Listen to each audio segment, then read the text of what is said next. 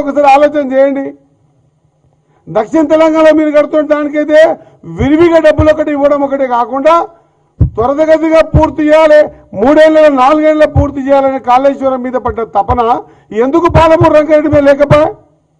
వాళ్ళు లేనందుకే కదా మొన్న ఎలక్షన్స్లలో కర్రు కాల్చి వాత పెట్టినట్టు 12 మంది ఎమ్మెల్యేలు గెలిపించింది పాలమూరు ప్రజలు. అయినా కూడా మళ్ళీ కొత్తగా బయటకు వస్తే తోలు తీస్తాం మా పొన్నమని అన్నట్టు. మరి తోలు ఆల్రెడీ కవితమ్మ తీస్తుంది. ఆ తోలుకు ముందు ప్యాచ్లు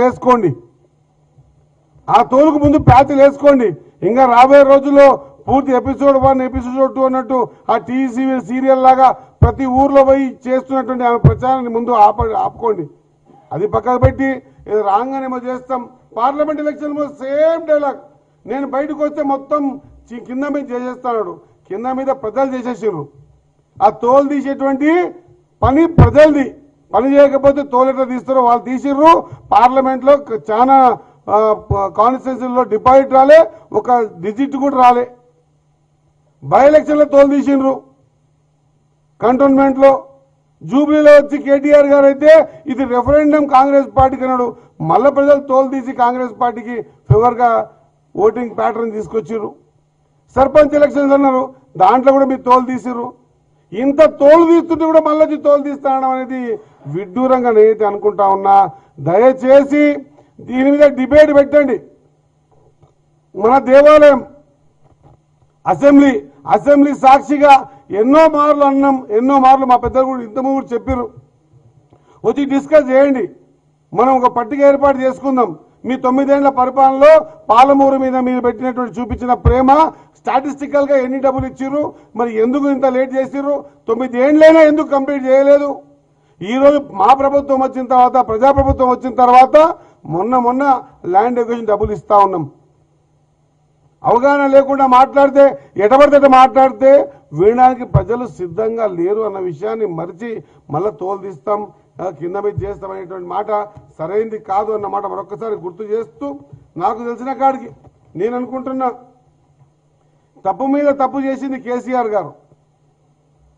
ఇంతకు జూపల్లి కృష్ణరావు గారు చెప్పినట్టు అసలు క్లియరెన్స్ తీసుకోకుండా, డబ్బే పెట్టకుండా, మీకు ల్యాండ్ ఎక్విజిషన్ డబ్బులు ఇవ్వకుండా అయిపోయి జాతికి అంకితం చేస్తున్నా అనే మాట శుద్ధ అబద్ధం, తప్పు కూడా. అది ప్రజలు ఒకసారి పోతారండి, 2 సార్లు మాటికి మోసపోవడానికి ప్రజలు కూడా సిద్ధంగా లేరు అన్నమాట మరొకసారి గుర్తు చేస్తూ, మీకు సంబంధించిన మీ కుటుంబ వ్యవహారాలలో మీకు బిడ్డ తోలు తీస్తుంది, ఎక్కడ మొత్తం గబ్బులు వేస్తుందని చెప్పి బయటకు వచ్చి ఇప్పుడు మళ్ళీ తోలు తీస్తామన్న మాట సరైనది కాదు అన్నమాట మరొకసారి గుర్తు చేస్తూ, మాకు తెలిసినంత వరకు ఈ రోజు వరకు కూడా మా ప్రాంతంలో, పాలమూరు ప్రాంతంలో ఉన్నటువంటి ముంపు గ్రామాలు కానీ, దానికి సంబంధించిన కాలువల విషయంలో కానీ ఇప్పటిదాకా మీరు డబ్బు ఇవ్వకుండా 9 సంవత్సరాలు 1,00,000 కోట్లు అప్పు చేసి ఆ అప్పుని కాళేశ్వరం ముంచి ఈ తెలంగాణ ప్రజల మీద ఇంత పెద్ద పెనుభారం పెట్టి ఈరోజు తెలంగాణ డెవలప్మెంట్ కాకపోవడానికి కారకులు ఎవరో యువత ఆలోచన చేస్తూ ఉంది,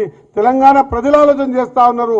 ఇంత ఆర్థిక భారం పెట్టిన తర్వాత కూడా 1 ఎకరానికి కూడా పాలమూరు రంగారెడ్డి ద్వారా నీళ్లు ఇవ్వయి పాపన పోకుండా టెక్నికల్గా చాలా తప్పులు చేసి అది తాగునీటి కోసం అని చెప్పి ఆ తర్వాత మళ్ళీ దాన్ని లేదు వ్యవసాయానికి అని చెప్పి మీరు చేస్తున్న తప్పులు ఇంకా ఖచ్చితంగా ప్రతి గడపకు చేరినాయి. ప్రతి వ్యక్తి ఆలోచన చేస్తూ ఉన్నారు, పాలమూరు ప్రజలు ఆలోచన చేస్తూ ఉన్నారు. అడగకపోయినా నేను నిలబెట్టి తెలంగాణ ఉద్యమాన్ని కాపాడి తెలంగాణ తెచ్చుకోవడానికి పాలమూరులో గెలిచినటువంటి సీటు కారణభూతమైందని కూడా మరిచి మీరు చేస్తున్న విధ్వంసం ఇంత అంత కాదు. ఎవరు కూడా సిద్ధంగా లేరు. మా పొన్నమన్న చెప్పినట్టు మీరు తోలు మీ కవితమ్మ తీస్తుంది, ముందు ఆ తోలుని తీసుకునే కార్యక్రమాన్ని ఆపుకోవాల్సిందిగా కోరుకుంటూ, ఇంకా ఇటువంటి మాటలు ఇంకా మాట్లాడుతుంటే అదేదో చమత్కారం చేస్తా అని చెప్పే మాటలు ప్రజలు విశ్వసించే పరిస్థితి లేరు.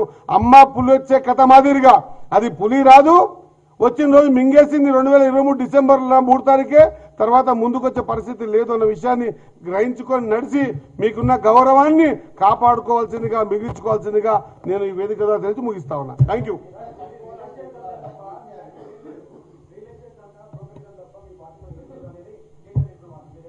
ఇక తెలిసినంత వరకు నాకు తెలిసి పెద్ద ఎత్తున రెవెన్యూ, పెద్ద ఎత్తున ధరణి తీసుకొచ్చి ఎవరు రియల్ ఎస్టేట్ వ్యాపారం చేశారో ధరణి ద్వారా ఎన్ని వేల కోట్లు ఎక్కడెక్కడికి పోయినాయో, ధరణి ద్వారా ఎంతమంది పేదోళ్ళ ఉసురు దాకిందో, ధరణి ద్వారా ఎంత పెద్ద పెద్ద వ్యాపారాలు రాత్రి కూడా జరిగాయో, దాంట్లో ఎన్ని వేల కోట్లు ఎన్నికేసుకున్నారో ప్రజలకంతా తెలుసు. కాబట్టి బొందబెట్టిరు. ఇప్పుడు ఆ బొందబెట్టిన దాన్ని మళ్ళొకసారి వాళ్ళు పచ్చకామారులోనికి లోకమంతా పచ్చగా అన్నట్టు ఆయనకు అదే ఆలోచన ఉంటుంది. కాబట్టి ఆ ఆలోచన ప్రకారంగానే ఇది మేము కూడా అట్లా చేస్తామని అనుకుంటున్నాం. ఆయన భ్రమ అంతే నేను అనుకుంటున్నాను. Thank you.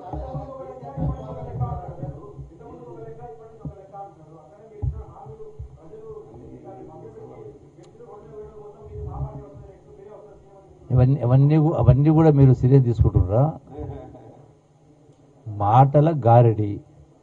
ఇదే మాటలు గతంలో 2023 ఎన్నికల ముందు చెప్పిండు. కారు సారు 16 అని. ఏమైంది? 23లో ఏమైంది? మొన్నేమైంది? జూబ్లీస్ ఏమైంది? ఇవన్నీ కూడా ముందు చెప్పిన కదా. ఇప్పుడు ఎందుకు కేసీఆర్ ఫామ్కి వెళ్ళి బయటకు వచ్చిందంటే ప్రధానంగా మొన్న 2023 అసెంబ్లీ ఎన్నికలు, తర్వాత పార్లమెంట్ ఎన్నికలు, మన జూబ్లీస్ ఎలక్షన్, ఇప్పుడు పంచాయతీ ఎన్నికలు కూడా ఇద్దరు కలిసి పోటీ ఏమి రాలేదు. కాబట్టి పూర్తి పార్టీ మనుగడనే ప్రశ్నార్థకమైంది. కాబట్టి ఏదో 4 మాటలు మాట్లాడి మళ్ళీ అదే గాడి చేద్దామని ఒక ప్రయత్నంలో భాగం తప్ప ఇంకొకటి కాదు. Thank you.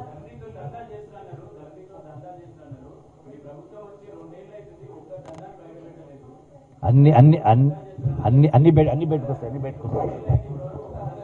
అన్ని